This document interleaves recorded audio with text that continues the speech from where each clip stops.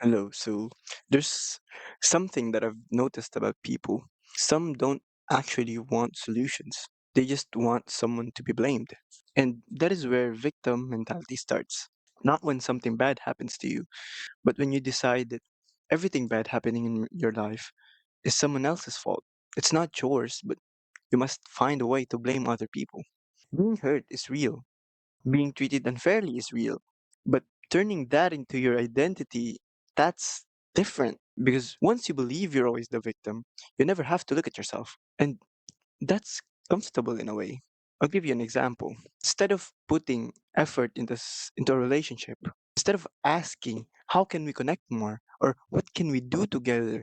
Or trying to understand what you're interested in, they blame you. Like in my situation, I had friends who shared the same interests as me. That's normal, right? But instead of trying to understand that part, or even joining me sometimes, the blame became you care more about them. You're choosing them over me. And suddenly, their lack of effort, it becomes your fault.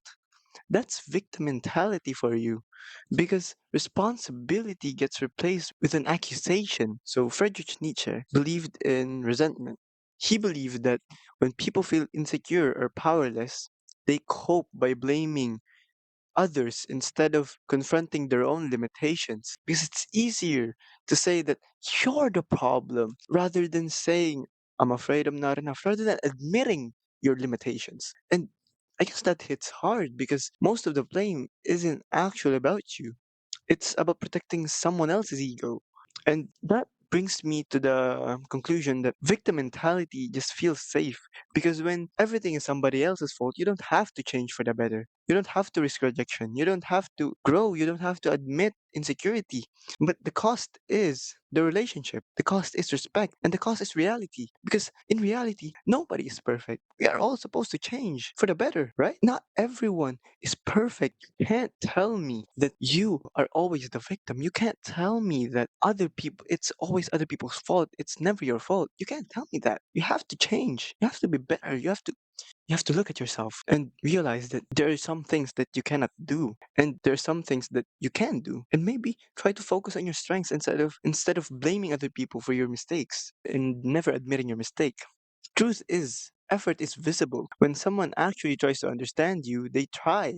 When someone wants to connect with you, they show up. When someone doesn't, then I guess blaming other people just becomes easier as an escape.